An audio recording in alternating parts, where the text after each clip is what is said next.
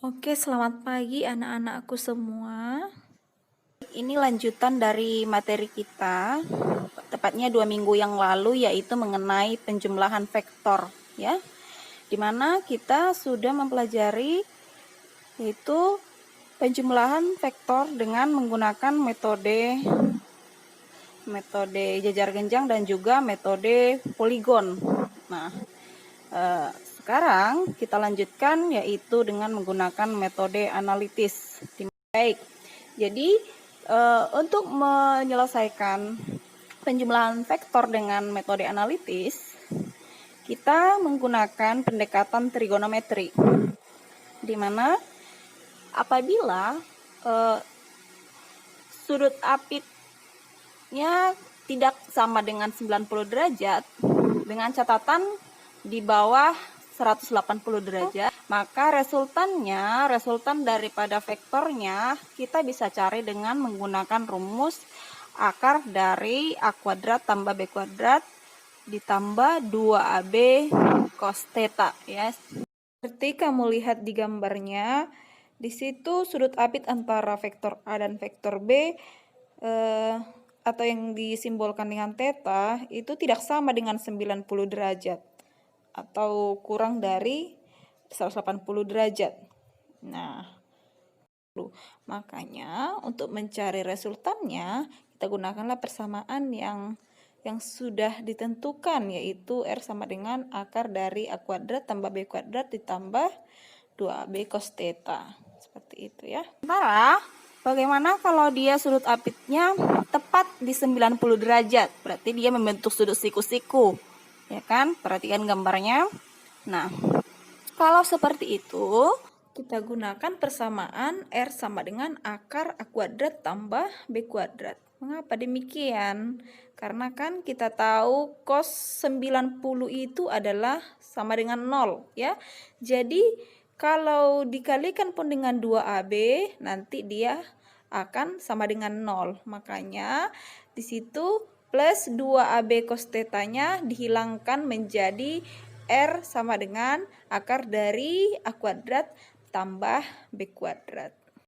Sedangkan kalau dia sudutnya 180 atau yang disebut dengan segaris, ya resultannya tinggal kamu jumlahkan saja. Misalkan A-nya misalkan A 5 Newton, B 5 Newton, ya sudah langsung saja, berarti resultannya itu adalah 10 Newton begitu. Karena besaran vektor tadi juga memiliki arah, bukan hanya nilai saja, maka di sini arah sangatlah penting.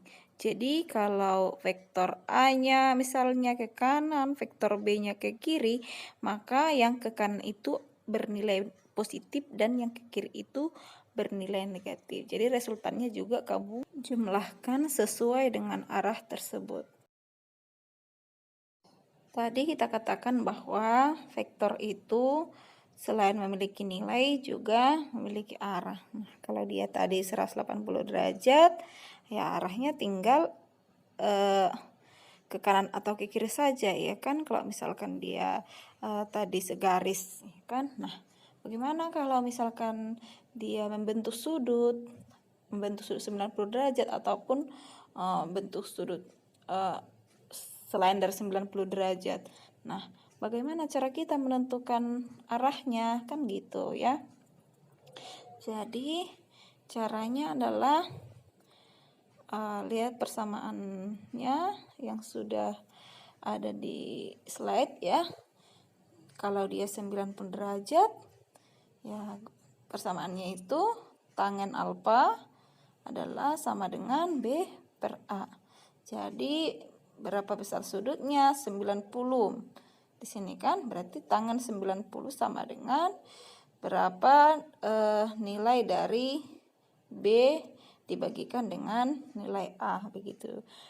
Sedangkan untuk yang sudut apitnya antara 0 derajat dan 180 derajat kecuali 90 derajat, nah, maka kita tentukan arahnya dengan persamaan R per sin theta sama dengan A per sin theta kurang alfa sama dengan B per sin alfa.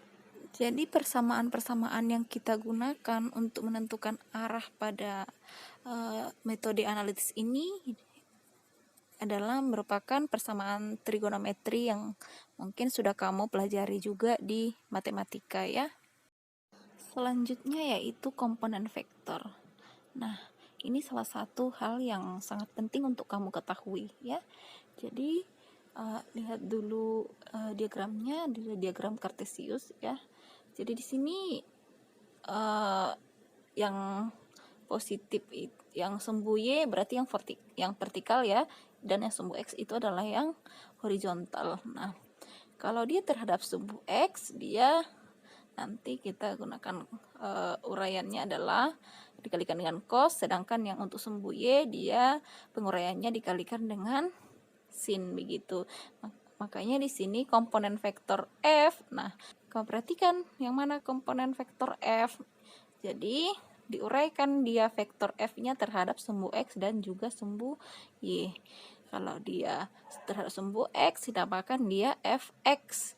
Jadi Fx di situ adalah sama dengan F dikalikan dengan cos alpha ya.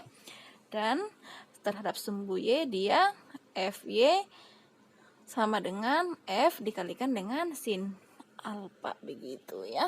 Nah, setelah kamu uraikan, nanti besar vektor F-nya akan kamu dapatkan dari persamaan F sama dengan akar dari Fx kuadrat ditambah dengan Fy kuadrat. Ini tahu ya dari mana? Yaitu dari persamaan Pitagoras ya kan? Dimana F-nya itu adalah sisi miringnya begitu ya.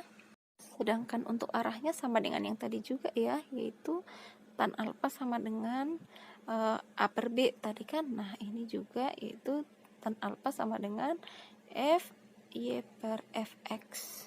Oke, jadi baik, sampai di sini dulu materi kita. Kalau ada yang kurang jelas, boleh langsung kamu tanyakan kepada saya. Kalau tidak ada, silahkan dicatat. Sampai jumpa minggu depan.